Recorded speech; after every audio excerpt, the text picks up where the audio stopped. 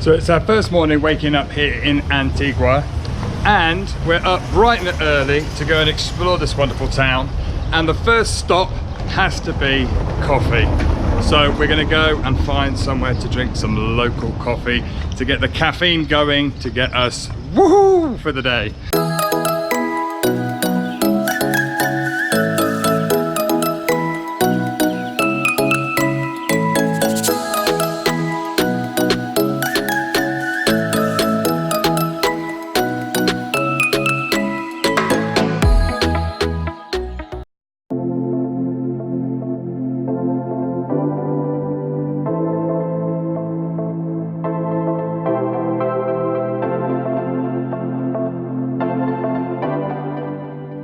Always the best way to start a day is with a nice cup of coffee, and we have come down near the main square to Cafe Condesa, and we've basically got our maps out and we're planning the route around the town today to see what we can see. And this place has a beautiful little courtyard garden here, as do so many of the buildings here in Antigua. Just off the square, nice little water feature, and so let's have a cup of coffee. So we're all caffeined up and we are now in the main square here in Antigua, and it is just so beautiful. It's got a fabulous colonial style, but it's just so tropical as well. It's just glorious here, and we've got a lovely weather. In the morning it's bright, and in the afternoon it tends to cloud over a little bit because we've just started the rainy season. But today the sun is shining, and today they have a special feature in the park here, which is a temporary thing. So we thought we'd start with some bears. So come and have a look at these.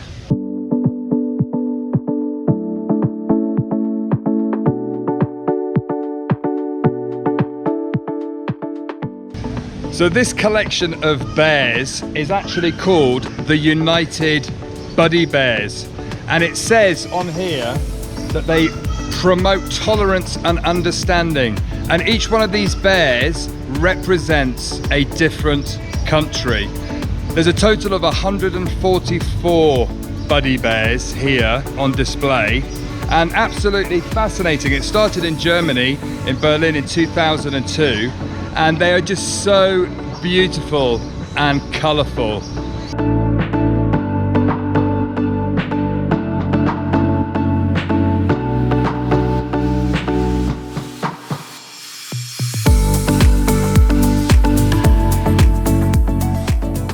These bears are absolutely amazing, and each one uniquely decorated for each country. For example, we've just come across the Malaysian bear behind me here. Have a look at this, and opposite over here we have the Great Britain, the United Kingdom bear. Boom. And I'm not sure, but to me it looks a little bit like Uncle Bulgaria from the Wombles. What do you think?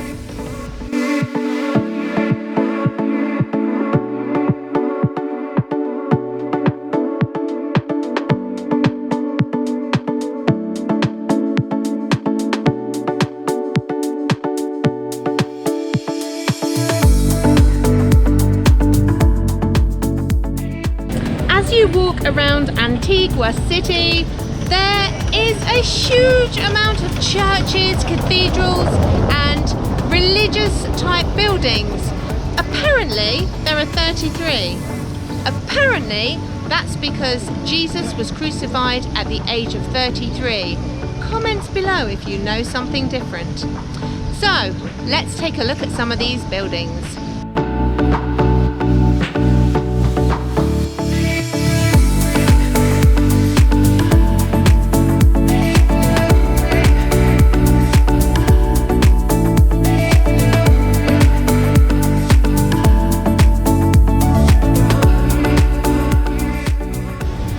The main central park here, directly opposite, there is the main cathedral. The main cathedral, and it is stunning. Absolutely beautiful.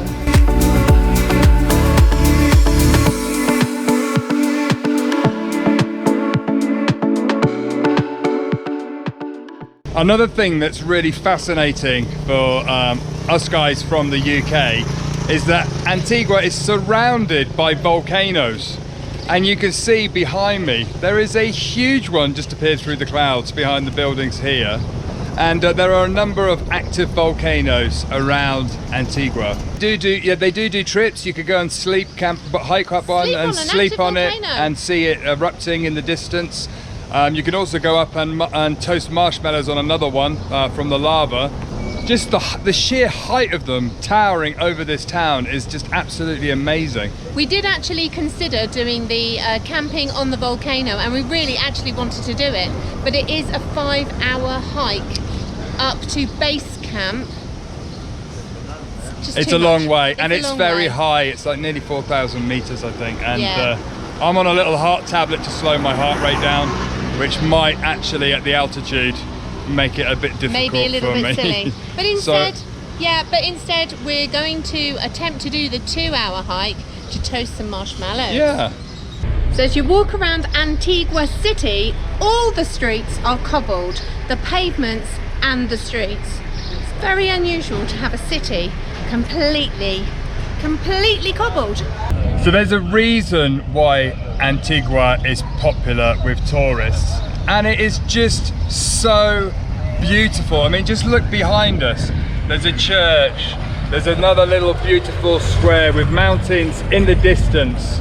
There's market stalls, street vendors. It is just absolutely stunning, and definitely a photographer's heaven walking around these beautiful streets.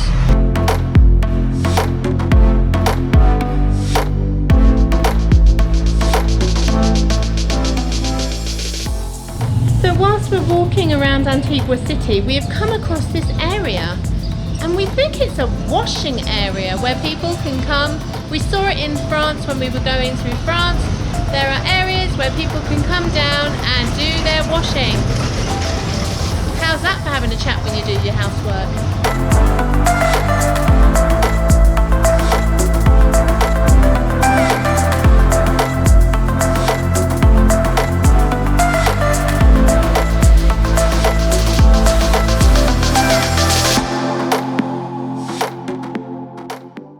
So we're here now at the Church of San Francisco, and it was built in 1542. It is the oldest church in Antigua, and it's absolutely beautiful. And just on the side of this building, there is the tomb of Hermano Pedro, Brother Pedro, who is a missionary from Spain and is in fact the only saint that is in Guatemala.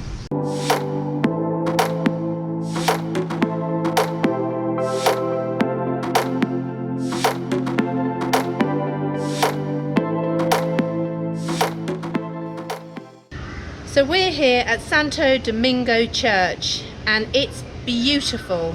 It's actually a ruined monastery and was built in 1538 when the Dominicans arrived here in Guatemala. It was then subsequently destroyed in 1773 by the Santa Marta earthquake.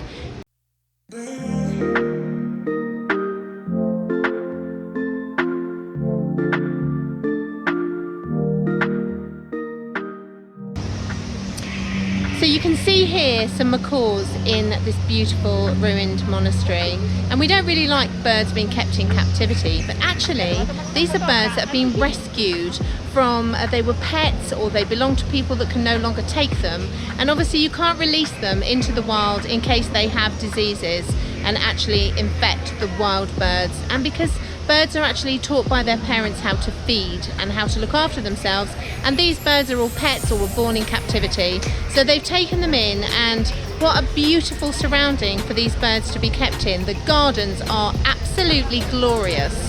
And behind us is an avocado tree. That's the first avocado tree I have ever seen. I didn't realise they were so big. Apparently there's different varieties.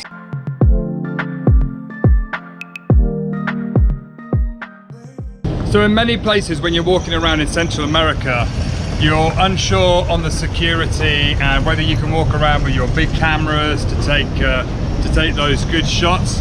Well, here in Antigua, It's safe. We've been walking around with our cameras, we've had no problems, and it's even safe to walk around in the evening to go out for dinner, and sensible precautions, but we've had no problems whatsoever walking around and filming around this beautiful town.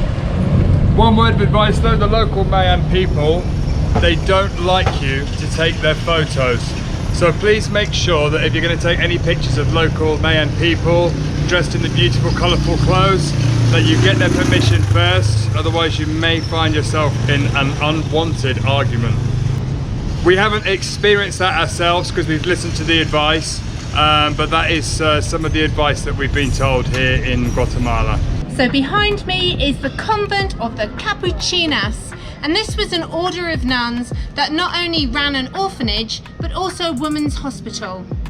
And this beautiful building was built in 1736.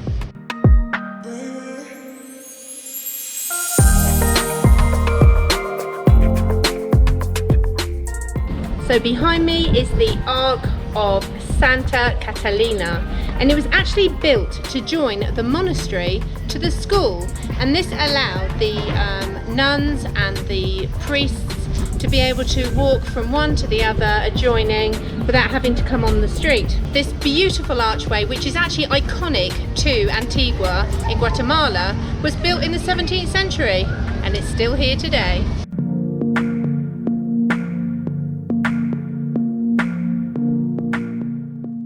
So there are markets everywhere around in Guatemala, and we're very lucky because just literally one block from our hostel is the central square where the market is in Antigua. So we're just going to go along now and have a look to see what we can find.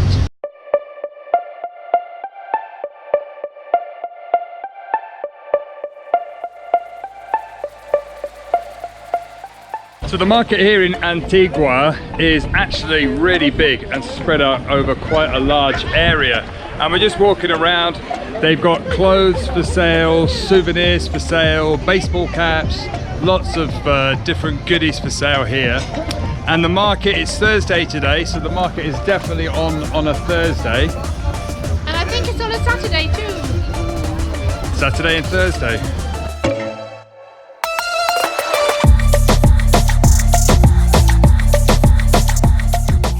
So although these markets are absolutely massive and have absolutely everything, it's a really calm atmosphere. There are just vendors around with a smile, again like Guatemala City, just asking if you need any help. But there is no hard sell. It's such a lovely environment and there is literally everything. So trot on down to these markets because you just get everything you need. Beautiful, souvenir heaven.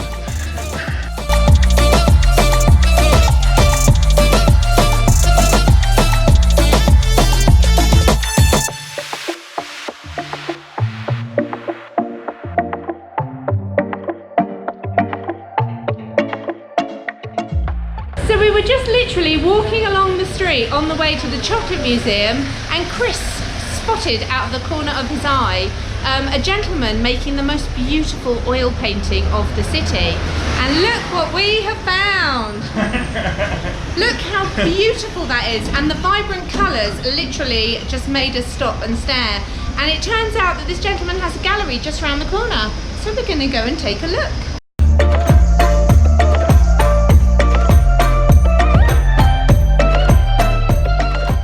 I was just saying, actually, as I was walking along the road, that since we've arrived in Guatemala, the colours are just like popping. In the market, on the roads, the colours in the streets. And as an artist, he's brought us to his little shop, and it's just like, boom! The colours are just absolutely fantastic.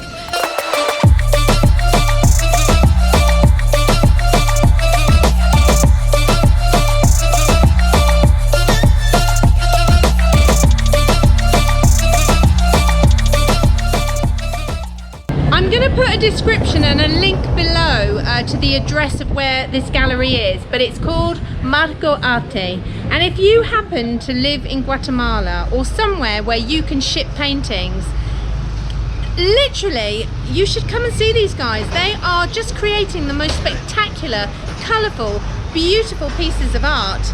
And when I make my first million on YouTube, I'm going to come back here and I'm going to buy some bits for Trudy, because it's just glorious.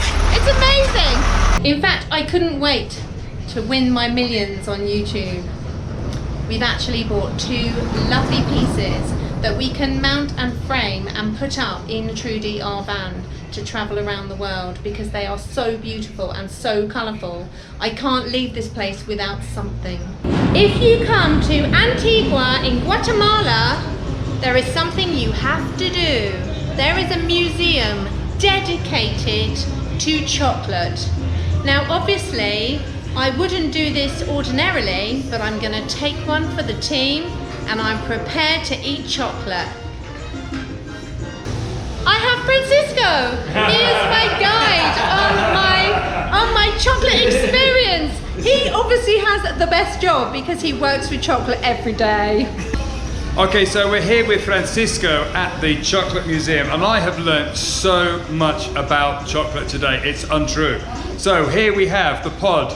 Inside you have the beans, the chocolate beans, but these don't taste of chocolate until you go through a process. So the first process is they ferment them. They put them in between banana leaves, they leave them for up to 6 or 7 days. The next stage is they dry them for another 5 days. After they dry them, they then have to roast them. So they roast them on one of these traditional Marianne plates here made of clay. After they roast them, they then have to crush them. They take the seed. Okay, the seed is then pounded in a pestle and mortar. From there you get this wonderful paste, and the paste is pressed. 50% makes cocoa butter, 50% makes chocolate powder, and then from that they then make the chocolate. But what I didn't know, so if you take white chocolate, it is made up of cocoa butter, milk and sugar. There is no chocolate powder in white chocolate, but some of the brands of chocolate, they substitute the cocoa butter for vegetable oil, which makes a cheaper chocolate. And there's just various stages of the amount of chocolate that go in there. Absolutely fascinating. If you come to Antigua, you have to come down to the Chocolate Museum. It's amazing. And not only do they have a museum, they have a massive array and range of their own products and chocolates. And all the ingredients are on the side. And in comparison to the bars that we would find in the UK and probably where you're watching this video from, there literally are like 3 ingredients. So check the next chocolate bar that you have on the back and see what ingredients and how many there are. Because there are literally 2, 3 or 4 ingredients for every chocolate product in this building.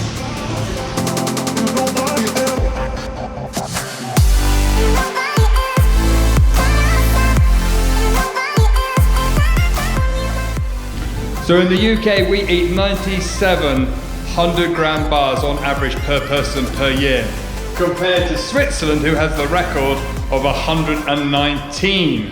So what's really interesting is the origin of the word chocolate, and my friend here is going to explain that to you because I can't actually remember the details. Okay, a long time ago the Maya discovered a drink, but the Maya they call it choculha in the Maya language, or cachiquel. And then the Aztec, they took our recipe, see, but they call it cacahuatl in the language. But Hernán Cortés changed our names. They call it chocolatl, because Hernán Cortés, they took the first words is chocol, the second one is atl, and then in Spain, chocolate. See, the 2 languages, the Mayans and the Aztec.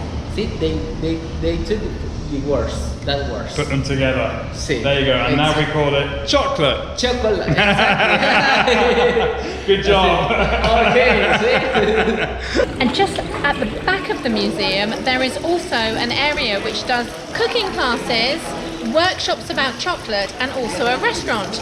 So we're popping in for a spot of lunch. I've also just found out there's something really bad here, something absolutely dreadful.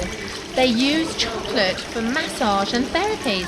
What a waste! It should be consumed, not rubbed all over your body. What kind of craziness is that? And it is indeed the eldest. The oldest or the eldest? And I don't know what year it was built in, but I just think it's so lovely. Girl power! Woohoo! Okay, so here's the discussion. If they serve you a spoon with your drink, it's not a drink, it's a pudding. Because it's just solid With ice cream on top. I asked for a... Look at that, it's got ice cream. It's the best drink I've ever had. So yeah, I would say that's not a drink. It's the best drink. That's lunch, love.